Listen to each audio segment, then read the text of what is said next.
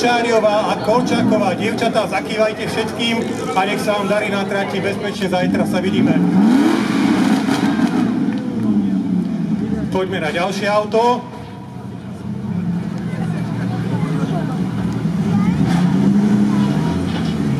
To je posádka Křenek.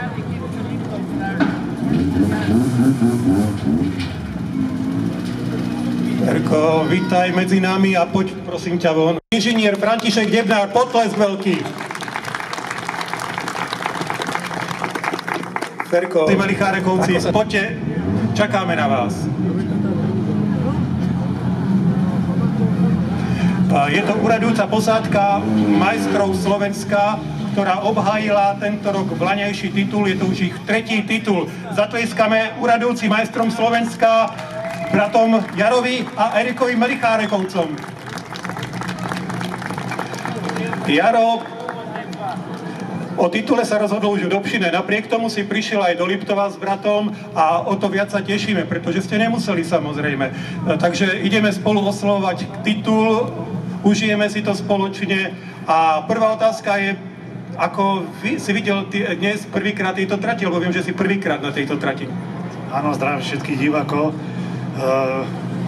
Áno, sme tu prvýkrát, veľmi by sme radi sa tu zúčastnili takéhoto krásneho preteku, takže aj keď ten titul sa nám podarilo získať predčasne, nebolo čo riešiť a chceli sme sa tu ukázať a spoznať miestne trate a miestnych organizátorov.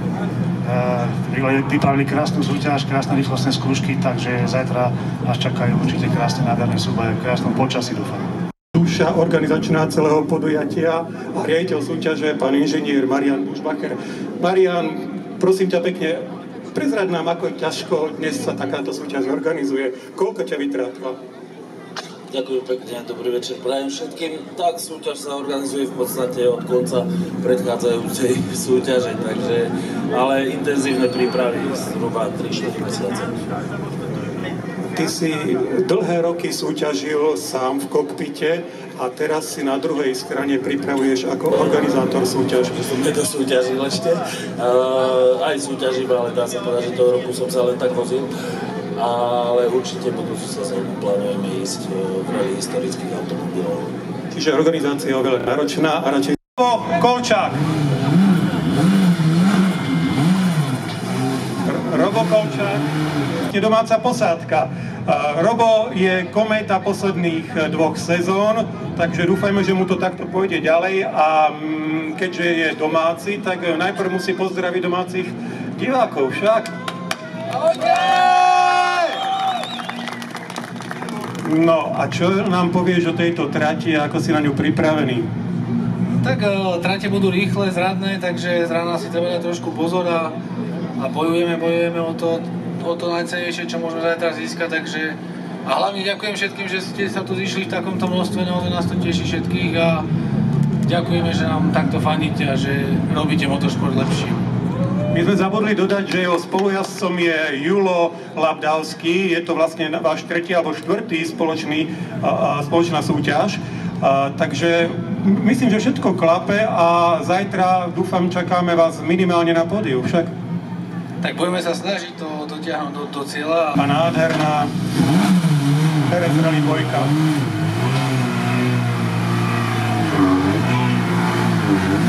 A my už vítame na rampe Marek Špavelko. A to je... A kde je Marek? Marek neštartuje. Tak je to Peter Jurečka a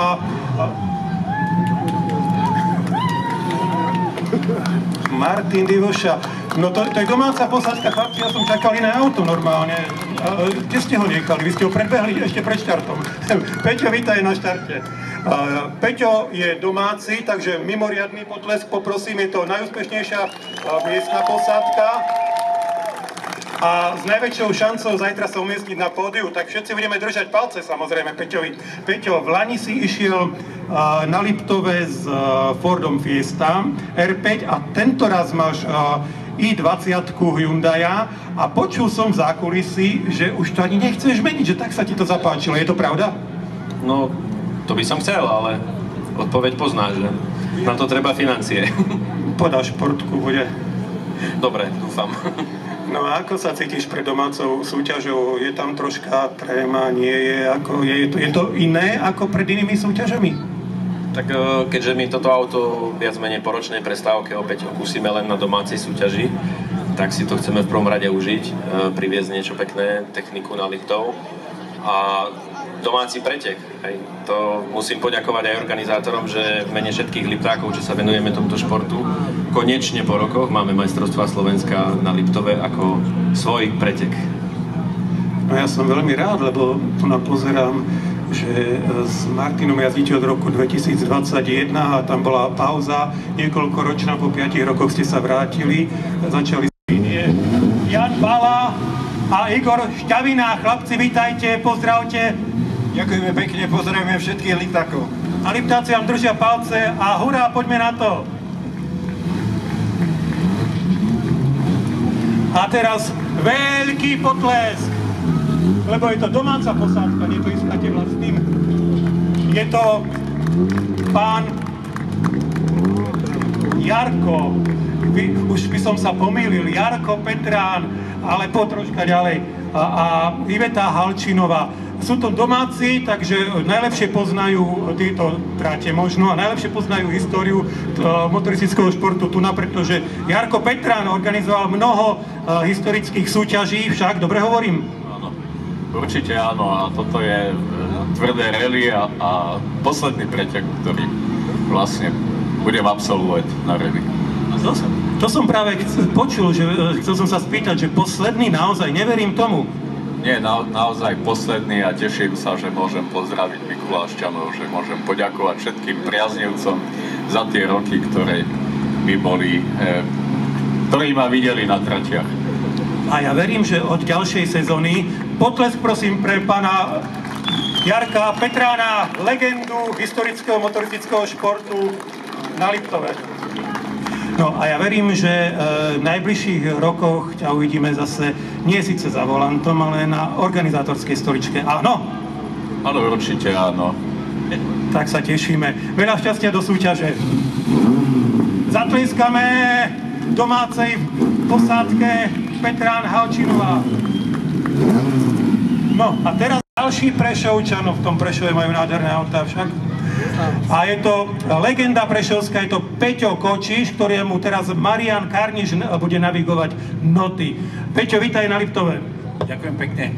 Peťo je prešovská legenda a aspoň pár slovíčok si zaslúži, pretože ten jazdil motokári, motorky, veteránov a povedal si tento rok, že chce vyskúšať aj rally. Takže skúša a my mu držíme palce. Peťo, zajtra šťastne sa vidíme v cieli.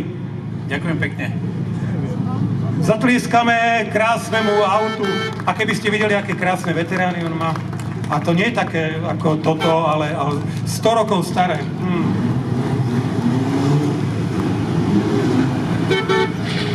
A po historikoch máme tu na slovenský rally pohár. Dá sa povedať, že to je druhá liga, neoficiálne povedané. A prvou posádkou, ktorá sa nám predstaví, je Maroš Kisucký a jeho dcéra Katka Kisucká.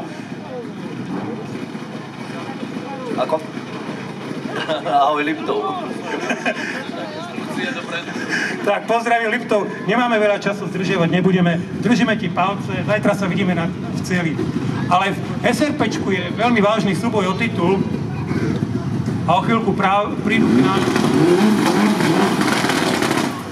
tie najväčšie legendy, ale skôr tu máme ďalšiu legendu a toho si chvíľku zdržíme, pretože to je váš lipták domáci Maťo Jurečka spolu s Rastom Babušom. Veľký potlesk, pretože títo chlapci spoločne s Marianom Bušbacherom a s Ferkom Debnárom tiež tvorili kúsok histórie tejto súťaže. Vďaka ním sme tu a preto ich troška zdržíme. Ahoj! Ahoj, zakričal skromným hlaskom Martin Jurečka, ktorý organizoval minimálne 2 ročníky, pokiaľ viem 12 a 22. Dobre hovorím? Správne. Správne, čo si zakriknutý? Dobre, takže ťa nebudem veľmi trápiť, lebo je to stres. Každopádne, všimnite si tohto chlapíka, on je jeden z tejto trojice, ktorý stojí za tým, že dnes tu máme 12. ročník a že vrcholíme medzinárodné majstrovstvá a automobilových súťaží majstrovstiev Slovenska. Je to dlhé. Ideme na to. Klobúk dole pred Majom, ako to zorganizoval. Držíme palce, zatlieskame. Zatlieskame. Veľký potlesk pre Jurečku.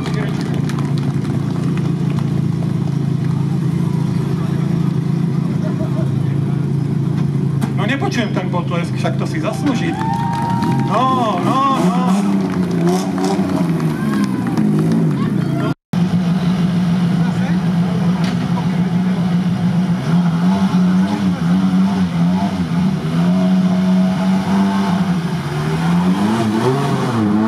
Teraz k nám ide posádka, ktorá tiež jazdí veľmi dlho. Je to Marian Kekeňák a Zdeno Bystrán. Chlapci sú špičkou v triede 11 v posledných rokoch. Myslím, že v roku 2020 vyhrali majstrovský titul v triede. Marian ma opraví, ak sa mýlim, a stále jazdia top 3 teraz v triede 11. Dobre vravím však, Marian, vítaj medzi nami. Zdravím vás všetkých, dobre vravíš, bolo to minulý rok síce, ale nevadí. Áno, je to tak. 2020, dobre vravím. Takže tento rok neviem, na ktorom si mieste aktuálne, pretože by som sa musel hľadať v tejto kope papierov, tak aké sú tam šance tento rok? Tento rok zatiaľ vediem tú triedu. Je to tak, že stačí mi to dojsť a mali by sme byť 8 majstri, ale no, treba dojsť. No, takže je tu vždycky nejaká výzva. Čo povieš na tieto trate? Myslím, že si tu jazdil aj v Lani, ale išlo sa trocha na iných tratiach než tento rok, takže predsa len iná výzva však. Áno, nie je to zlé, tá rýchlostka, tie huty sa mi páči, je to fakt ako plnohodnotná rýchlostka, rally, najmä ten zjazd do tej dediny, je to super. Je to rýchle, tie dve rýchlostky sme minulý rok išli, tú jednu, tú krátku, tie elektronické sedače sa išla aj tak, takže tu sme prešli a lúčky išlo sa opačne, ale rýchlostky sú super. Super, takže dúfam, že sa ti podarí dvoj zajtra úspešne do cieľa a že takto to budeme rozoberať aj zajtra. Takže chlapci, veľa šťastia, zatlieskame tejto posádke a držíme im palce. Ideme na to, pán viceprimátor.